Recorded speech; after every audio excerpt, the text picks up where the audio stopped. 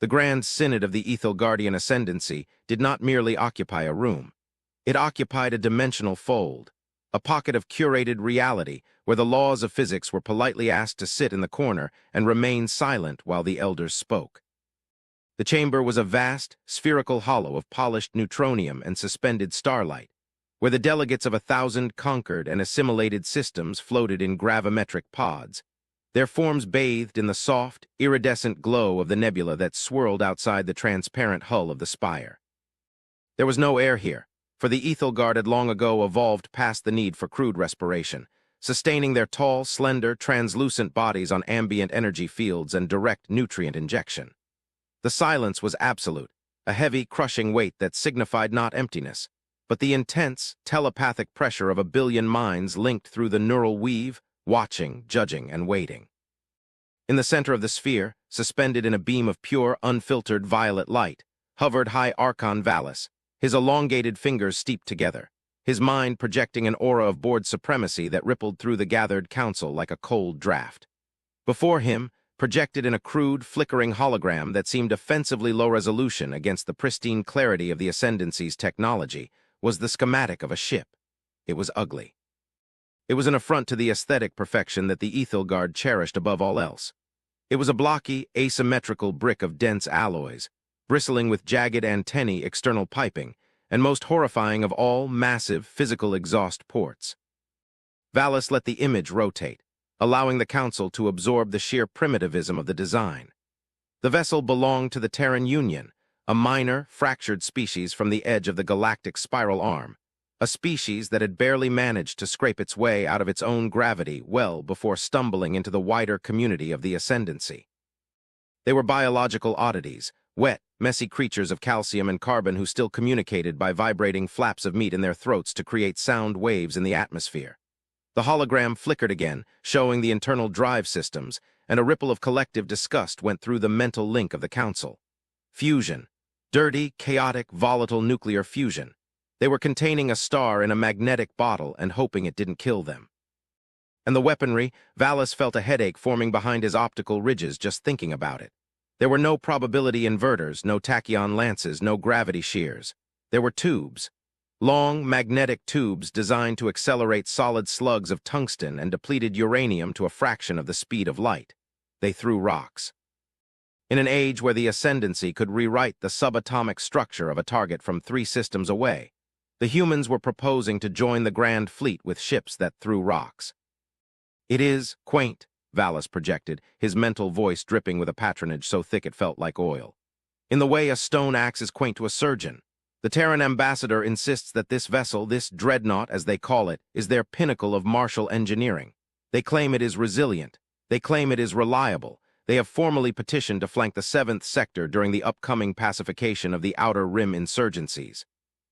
A low, oscillating hum of amusement drifted through the chamber. To the Ethelgard, the concept of reliance on such crude matter was laughable. Their own ships were works of art, sleek teardrops of white ceramic and force fields, controlled by hyper-advanced artificial intelligences that could simulate 1 trillion battle outcomes in a nanosecond. An Ethelgard ship did not have a crew in the traditional sense. It had a conductor, a single mind to guide the symphony of destruction. The Terran ship, by contrast, required a crew of 5,000. 5,000 biological minds, prone to fear, error, fatigue, and irrationality, crammed into a metal box, breathing recycled air and eating nutrient paste. It was obsolete before the first rivet had been driven into its hull. It was a relic of a dark age the galaxy had forgotten. Dismiss them, came the sharp, crystalline thought of Counselor Ithria, her pod drifting closer to the center. Her skin was a shifting mosaic of starlight, indicating her high status in the science directorate. We tolerate the humans because their trade routes are convenient and their biological diversity is of minor academic interest. But to allow this, refuse, to fly alongside the eternal fleet, it insults the weave. If the enemy sensors even detect such a noisy, radiating heat sink of a ship, it will compromise the stealth of our entire battle group. They burn hydrocarbons for auxiliary power, Valus. Hydrocarbons. They are burning dead plants to light their corridors. It is pathetic. Tell them to key.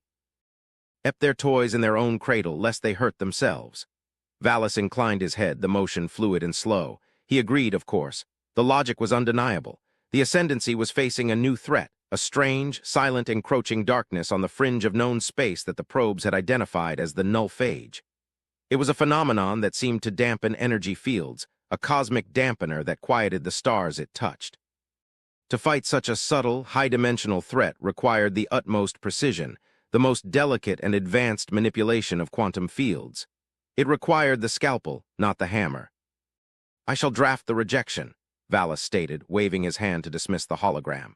The image of the ugly human ship vanished, replaced by the serene void. "We will cite safety concerns. We will explain, slowly and with simple words, that their technology is incompatible with our logistics. We will tell them that when they have mastered zero-point energy and nonlinear computation, they may apply again. Until then, the defense of the galaxy remains the burden of the enlightened." The council settled back, satisfied. The matter was trivial, a momentary distraction in the grand span of their governance. They turned their minds to more important matters: the realignment of the warp gates, the sculpting of the new pleasure moon in the core systems, the philosophical debate regarding the rights of subsentient AI. They did not know, could not know, that outside the curated reality of their chamber, the universe was about to break the rules. They did not know that the null phage was not merely a phenomenon, but a predator. And predators do not care for the elegance of their prey. They care only for the softness of the throat. The attack did not begin with a roar or a flash of light or a scream. It began with silence, a silence deeper than the void, a silence that ate the signals of the weave. It happened 3 cycles later, while the Eternal Fleet was massing near the border of the 7th sector, preparing for a routine patrol. Valis was observing from the bridge of the flagship Symphony of Light, a vessel 10 kilometers long, shaped like a needle of pure diamond. He was monitoring the sensor feeds, admiring the geometric perfection of his formation when the first anomaly appeared. It was a hole in the data. A sector of the screen simply went black, not static, not interference absence. The ship's AI, the Paragon, spoke in his mind, its voice usually soothing and omniscient, now tinged with a mathematically impossible error code. "Archon, I am detecting a localized collapse of the fundamental interaction forces in Grid 9. The strong nuclear force is relaxing." Valis frowned, his bioluminescence flickering with irritation. "Explain, physics does not relax." "The localized constants are shifting," the Paragon replied, and for the first time in 10,000 years an Ethelgard machine hesitated. "Energy density is dropping to 0. The zero-point modules are failing to draw from the vacuum. The field coils are dissipating." Before Valis could demand a diagnostic, the Symphony of Light shuddered. It was a sensation he had never felt, a physical vibration, a gross mechanical shaking that rattled his bones. The lights flickered and died. The hum of the gravity deck ceased, leaving him floating in the sudden, suffocating dark. The telepathic weave, the constant chorus of his people, was severed. He was alone. In the darkness, panic, a cold and primal thing he thought he had evolved beyond, clawed at his chest. Outside the viewport, the stars were going out. The null phage had arrived. It was not a fleet of ships. It was a field, a sentient resonance that broadcast a negation signal so powerful it unraveled the complex, high-energy physics upon which the Ascendancy was built. The sleek, beautiful ships of the Eternal Fleet, powered by siphoning energy from other dimensions, were suddenly cut off from their fuel. Their force fields, generated by manipulating probability, collapsed as the math failed. Their hulls, held together by tension fields rather than bolts, began to drift apart.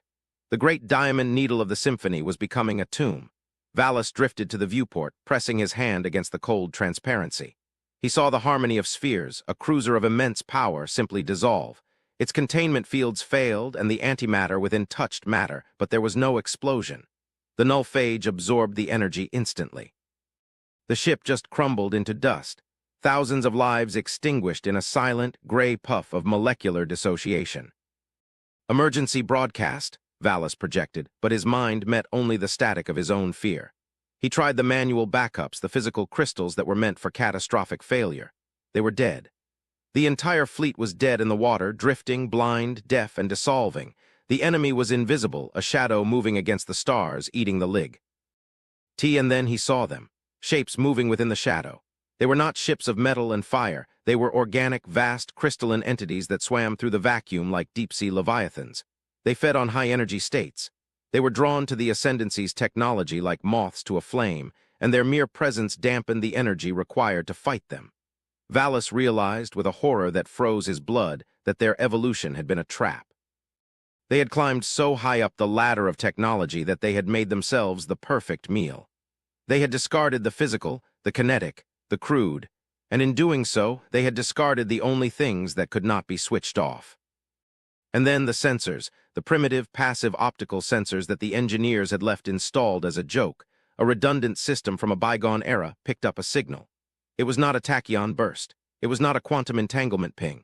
It was a radio wave, a jagged, static-filled analog radio wave screaming across the electromagnetic spectrum with the subtlety of a landslide. It was broadcasting on all frequencies, raw and unencrypted. This is United Terran Navy ship Hephaestus to Allied Command.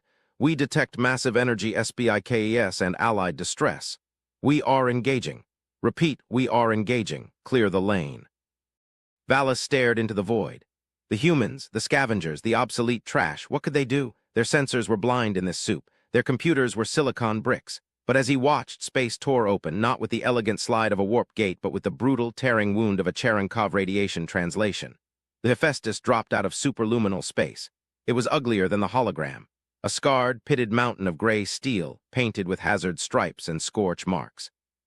It did not glide. It drifted with momentum, its maneuvering thrusters firing jets of burning chemical gas that flared bright orange against the darkness. It was leaking radiation. It was trembling. And it was alive. The null phage turned its attention to the newcomer. The invisible field washed over the human dreadnought. Valis flinched, expecting the ship to dissolve, its fusion core to snuff out. But the Hephaestus did not dissolve. Its hull was not held together by force fields. It was held together by 3 meters of ablative titanium armor, welded by human hands, reinforced by molecularly bonded girders. The null phage tried to drain its energy, but the human power source was not a zero-point tap. It was a tokamak fusion reactor, a physical ball of burning plasma contained by magnets that were powered by closed-loop copper wiring. The phage could dampen high-dimensional energy, but it could not stop the brutal, simple physics of an atom smashing into another atom. The lights on the human ship flickered, then stabilized, glowing a defiant, angry red. "Targeting solution offline," came a voice over the open radio channel, a human voice, strained but calm. "AI is dead. Switch to manual, all batteries, optical targeting. If you can see it, you can kill it. Load a PFSDS rounds, spin up the railguns." Valis watched, mesmerizingly horrified, as the massive turrets on the Hephaestus slowly rotated. They were not moving with the instantaneous snap of magnetic levitation. They were moving with the grinding screech of gears and hydraulics. He could almost hear the metal screaming in the vacuum. The barrels leveled at the approaching crystalline leviathans. There was no energy buildup, no whining capacitor charge, just a sudden, violent shudder that rippled through the entire human ship. THOOM. Even in the silence of space, the recoil was visible. Massive plumes of gas vented from the barrels to compensate for the force. A solid slug of ferrous tungsten, weighing 2 tons, exited the barrel at 4% of the speed of light. It did not care about the null field. It did not care about energy dampening. It was a kinetic object, a sheer expression of mass and velocity. Newton's laws were not suggestions to the humans, they were weapons. The slug crossed the distance in a heartbeat and slammed into the lead leviathan. The creature's biology was designed to absorb lasers, to drink plasma, to disperse shields. It was not designed to catch a 2-ton brick moving at relativistic speeds. The impact was catastrophic. The slug didn't just penetrate, it shattered the entity. The crystalline carapace exploded into 1,000,000 shards, glittering like diamonds in the dark. The kinetic transfer liquefied the creature's internal organs instantly. It was brutal. It was messy. It was undeniably effective. "Effect on target," the human voice crackled, sounding bored. "Good hit. Battery B, adjust elevation 2 degrees up. Battery C, suppression fire. Helm, give me ramming speed. Let's get in their faces." Valis floated in the dead air of his bridge, his mouth agape. The human ship was accelerating. It was diving into the swarm of world eaters, its point de fait. NSC cannons, rotary guns spewing thousands of rounds of chemically propelled lead per minute, lit up the dark with tracers. They were creating a wall of metal. The null phage entities swarmed the Hephaestus, lashing out with tendrils of dark energy, but the human ship was a tank. The energy washed over the thick armor, scorching the paint, boiling the outer layers, but the hull held. The humans weren't relying on shields to stop the blows. They were relying on having so much armor that they could afford to lose some. It was a philosophy of war the Ascendancy had deemed barbaric. the willingness to bleed to win. The symphony of light drifted closer to the battle, caught in the gravity wake of the human giant. Valis could see the human ship in detail now. He saw the blast shields lowering over the viewports. He saw the scorch marks where the enemy fire had touched them. And he realized with a jolt of profound humility that the obsolete nature of the ship was its greatest strength. It was a closed system. It was analog. It was insulated from the universe by its own density. The humans had not failed to advance. They had chosen a different path. They had looked at the universe, saw that it was cold and hostile, and decided to build a bunker rather than a palace. "Ascendancy vessel," the radio crackled again. "This is Admiral Vance of the Hephaestus. We register you are drifting. We are moving to intercept the hostiles swarming your port flank. Do not, I repeat, do not activate any active scanners. You'll just attract them. Sit tight, little ones. We've got this." Little ones, the indignity would have usually caused Valis to order the speaker's execution. Now it brought tears to his eyes. He watched as the Hephaestus performed a maneuver that defied all logic. It fired its port thrusters, spun on its axis, and unleashed a broadside of nuclear-tipped missiles. The missiles were not smart. They were dumbfire rockets. They didn't think. They just burned. They slammed into the flank of the enemy swarm, detonating in blinding flashes of thermonuclear fire. The radiation washed over the symphony, but the humans were careful. They were shielding the alien wreck with their own bulk. Battle raged for hours. It was a brawl. There was no elegance. It was a street fight in the stars. The humans took damage. Valis saw a section of the Hephaestus's hull shear away, venting atmosphere and bodies into the void. He expected them to retreat. Instead, he saw the remaining sections seal off, saw repair crews in magnetic boots scrambling over the exterior hull during combat, welding plates back together while railgun rounds screamed over their heads. They were insane. They were magnificent. When the last of the crystalline entities had been reduced to drifting dust, the Hephaestus did not celebrate. It vented steam. It leaked coolant. It sat in the void, a bruised, battered gladiator standing over a fallen beast. The null field dissipated with the death of the creatures, and slowly the systems of the symphony of light began to reboot. The lights flickered on. The gravity returned, dropping Valis to the deck. The weave reconnected, a chaotic storm of panic and confusion from the other survivors. But Valis silenced them all. He stood up, smoothing his robes, and looked at the screen where the ugly, blocky silhouette of the human ship hung against the stars. "Open a channel," he ordered, his voice trembling with a new emotion, respect. "Audio only, match their frequency." "Channel open, Archon," the Paragon AI said, its voice sounding shaken if a machine could sound shaken. "Admiral Vance," Valis said, speaking the crude human tongue. "This is High Archon Valis. We acknowledge your assistance." There was a pause filled with the static of the background radiation. Then a chuckle. "Assistance? We call that a Tuesday, Archon. You folks all right over there? Your ship looks like it's made of glass. Pretty, but I wouldn't want to take it into a hailstorm." "It is delicate," Valis admitted, the word tasting like ash. "We were unprepared. Our weapons were ineffective. How did you know that kinetic force would prevail where energy failed?" "We didn't," Vance replied. "But where we come from, Archon, we have a saying, if brute force isn't working, you aren't using enough of it. And another thing, you called our tech obsolete. You called us primitives." "I did," Valis said, bowing his head even though the human could not see him. "I was in error."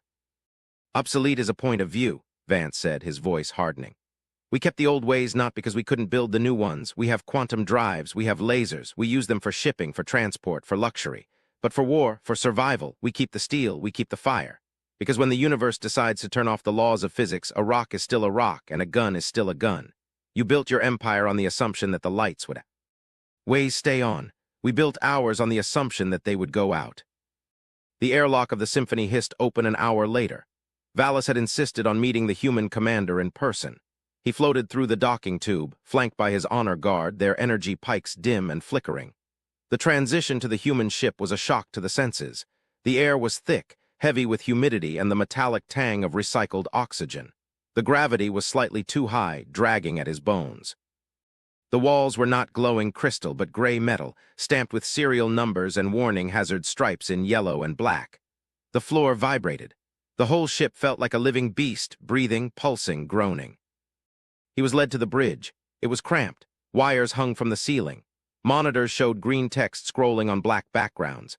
Men and women in greasy flight suits sat at stations that were covered in physical switches, dials, and levers. There were no neural interfaces here. These pilots were using their hands, their eyes, their reflexes. They looked exhausted. Bandages wrapped arms, faces were smeared with soot. But their eyes burned with a fierce, predatory intelligence. Admiral Vance stood by the central tactical table. He was a short man by Ethelgard standards, broad-shouldered, with gray hair cropped close to his skull and a scar running down his cheek. He wiped a smudge of oil from his hand with a rag before extending it. Valis stared at the hand. It was a manipulator of flesh and bone, scarred by labor. He took it. The grip was firm, warm, and shockingly strong. "Welcome aboard the Hephaestus," Vance said. "Sorry about the mess. We ran the reactor at 110% for the last hour. The cooling pipes are complaining." "You saved us," Valis said simply. "The ascendancy. We would have died, all of us, our philosophy. It was flawed." "Not flawed," Vance corrected, gesturing for Valis to look at the tactical map, which was a paper chart pinned to the table under a sheet of glass. "Just incomplete. You guys reached for the stars and forgot about the ground. You forgot that sometimes you have to get your hands dirty. We didn't." Valis looked at the paper map. It showed the sector marked with pencil lines and X's. "The creatures," Valis asked. "The null phage, do you know what they are?" Vance's expression darkened. He leaned over the table, his voice dropping to a whisper. "We don't call them the null phage, we call them the silencers, and they aren't new, Archon. We found ruins on Mars, on the moons of Jupiter, dating back millions of years. Warnings, carved in stone because electronic data doesn't survive them. They come every time a civilization gets too loud, too bright. They feed on advanced tech. They harvest the energy. That's why we built the Hephaestus. That's why we keep the fleet obsolete. We've been waiting for them." Valis felt a chill that had nothing to do with the temperature. You knew." "We suspected," Vance said. "We knew that if we became like you, pure energy, pure light, we'd just be cattle. So we stayed the wolves. We kept our teeth. And today, the wolves bit back."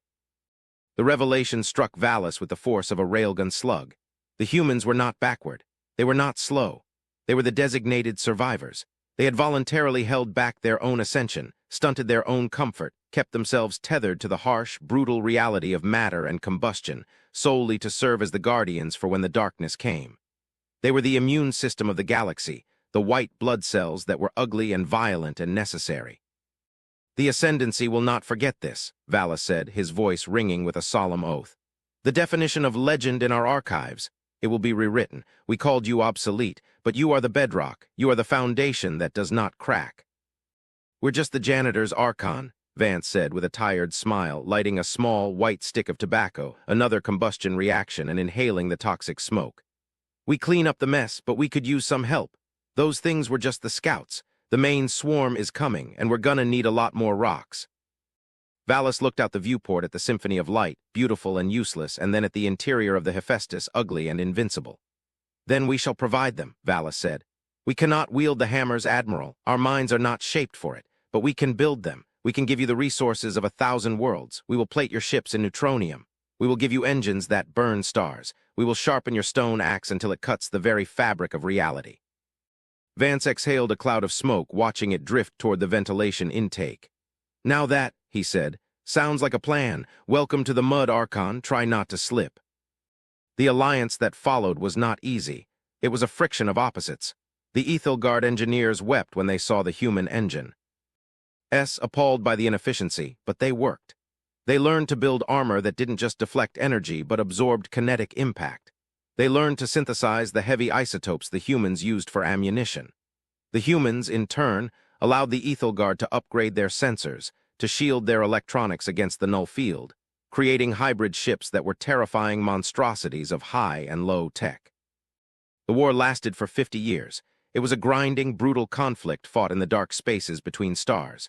The silencers came in waves, vast clouds of them that blotted out the suns. But they were met not by the fragile light of the Ascendancy, but by the roaring fire of the Terran Union.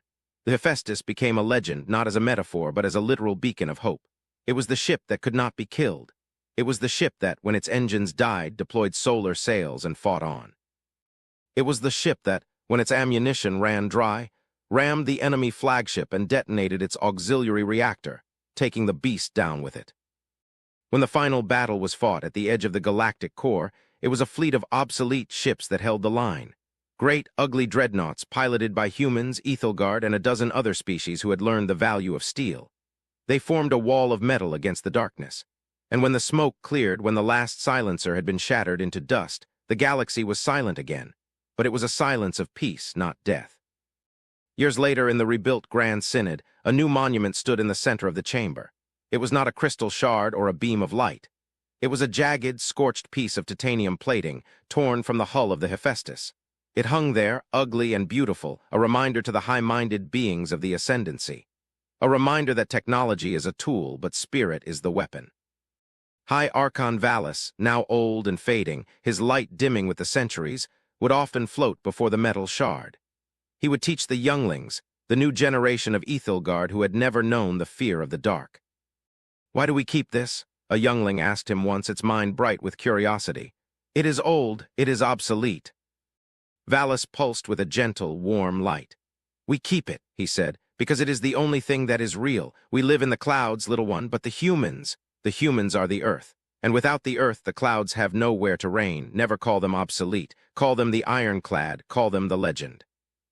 The youngling stared at the metal, and for a moment in the telepathic silence, it could almost hear the echo of a railgun, a thunderclap in the void, proving that even in the darkest night, humanity would not go gentle.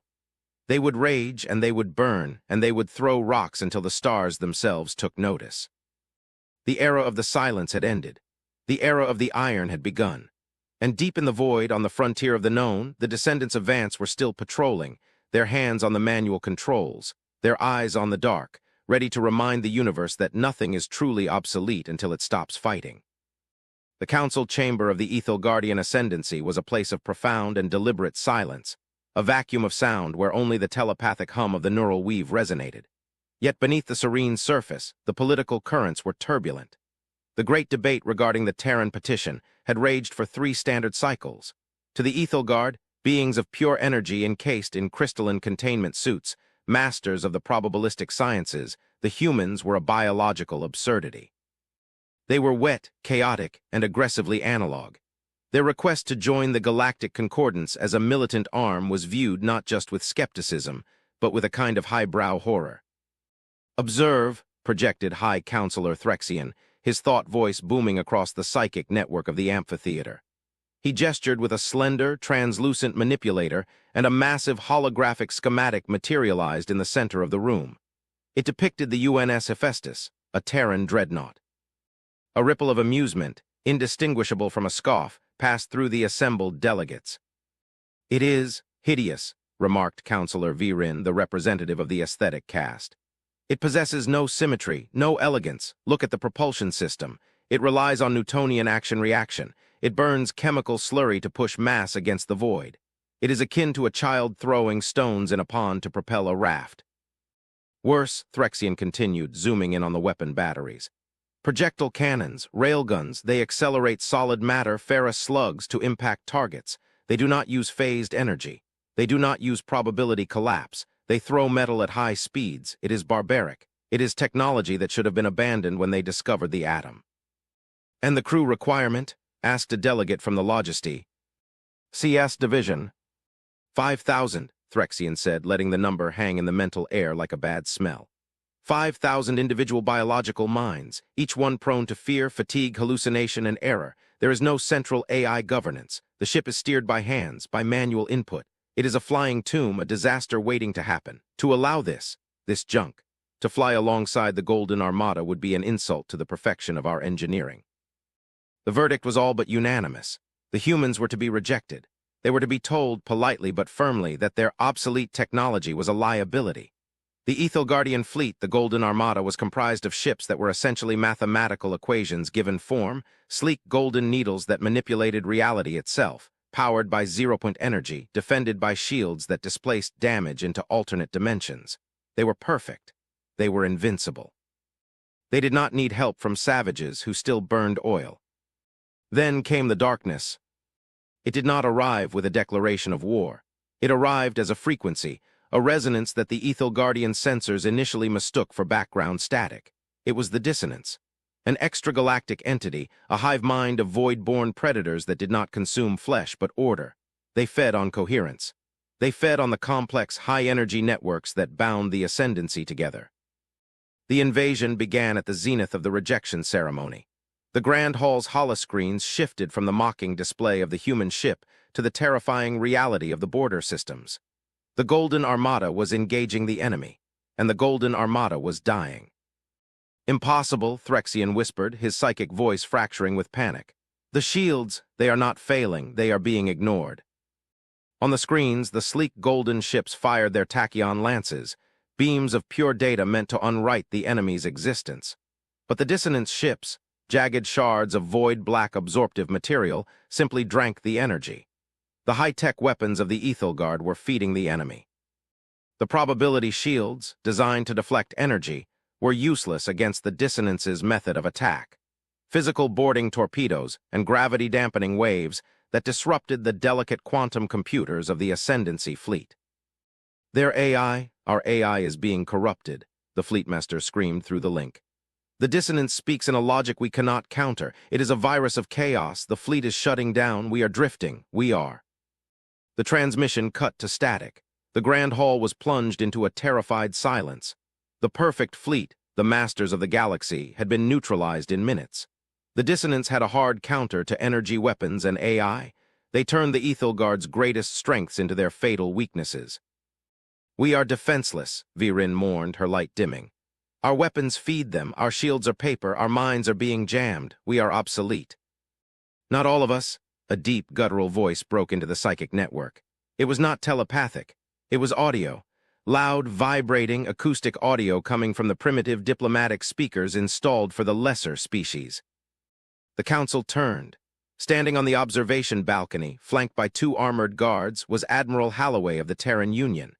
He was an older human, his face lined with the stress of gravity and time, wearing a uniform of dark blue cloth that looked coarse and heavy. He leaned over the railing, looking down at the shimmering energy beings. "We picked up the distress calls," Halloway said, his voice echoing in the silent hall. "Seems you boys ran into the frequency shift. Nasty business. Your fancy quantum drives can't lock on when the local physics gets scrambled, can they?" Admiral Threxian stammered, his arrogance evaporated. "You must flee the dissonance. They consume energy. They corrupt AI. If you stay, you will die." Halloway smiled. It was a terrifying expression, bearing white teeth that looked like a predator's. "That's the thing, counselor. You rely on the network. You rely on the math being perfect. But my ships, they don't have a network to corrupt. And we don't use math to fly, we use thrust." He tapped a communication bead in his ear. "Fleet, this is Halloway. Execute the obsolete protocol. Let's show them what a dead rock can do." Outside the spire, space tore open. Not the elegant, silent slide of an Ethelgard warp gate, but the violent, ripping tear of a subspace breach. The Terran fleet arrived. They were ugly, they were covered in blast scars, they leaked radiation, and they were magnificent. The Hephaestus led the charge. It was a mountain of steel, 5 kilometers long. As the dissonance swarm turned to face this new threat, they lashed out with their energy-dampening fields. The fields washed over the Hephaestus. Nothing happened. The human ship didn't run on zero-point energy. It ran on nuclear fusion, the violent S. Mashing of atoms. The dampening field tried to suppress the reaction, but the sheer thermal pressure of the human reactors pushed back. The lights didn't flicker. The AI didn't scream because there was no central AI. There were thousands of humans, shouting orders into localized intercoms, pulling physical levers, reading analog dials. "Target the lead hive ship," Halloway ordered from the council balcony, watching the battle on his personal tactical pad. "Railguns, solid shot, no explosives, just kinetic energy." "But they absorb energy," Virin cried out. "They absorb directed energy," Halloway corrected. "They absorb lasers. They absorb plasma. Let's see them absorb a 20-ton tungsten slug moving at 4% of light speed." On the screen, the Hephaestus shuddered. The magnetic rails along its spine lit up with arcs of excess electricity. Then, the rounds were loosed. Invisible to the naked eye, traveling too fast to be tracked, the slugs crossed the void. There was no flash of light, no beautiful explosion, just physics. The lead dissonance ship, a creature of shadow and void, was simply erased. The kinetic impact transferred so much energy that the target didn't explode. It liquefied. The slug punched through the void shields because the shields were tuned for lasers, not rocks. It smashed through the hull, exited the other side, and kept going, taking the spine of the enemy ship with it.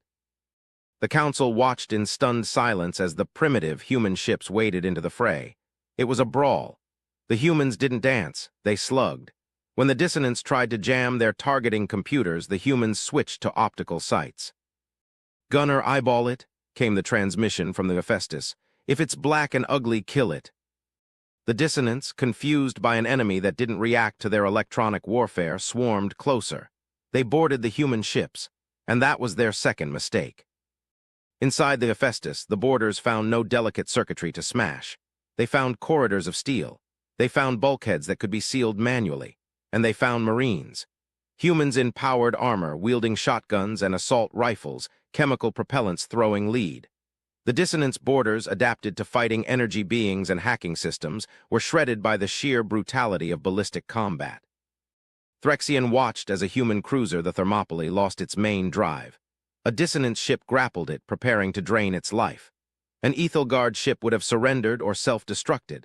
The Thermopylae did neither. It fired maneuvering thrusters, spun its hull, and physically rammed the enemy ship, using its armored prow as a spear. "By the stars," Virin whispered, "they are insane." "They are desperate," Holloway said softly, "and that makes them dangerous." The battle lasted 6 hours. The debris field was thick with the shattered husks of the dissonance fleet. The Golden Armada, what was left of it, drifted in the background, helpless witnesses to the carnage. When the last enemy ship was reduced to scrap, the human fleet didn't pose for a victory lap. They began search and rescue. Threxian floated toward Holloway. The arrogance was gone, replaced by a deep, shaking humility. "Admiral, we called you obsolete. We mocked your iron and your fire. We were wrong, the logic of the universe. It changed." Holloway shook his head. "The universe didn't change, counselor. You just forgot the basics. You built a society on the penthouse floor and forgot about the foundation. You thought you were too advanced for rocks and fire. But when the lights go out, fire is the only thing that matters." "The legend," Threxian murmured. "They will call this the Day of the Iron Legend." "Call it what you want," Holloway said, turning to leave. "Just don't call us obsolete again. And counselor, we're going to need payment for the ammo. Tungsten isn't cheap." From that day on, the Ethelgardian ascendancy never flew without a Terran escort.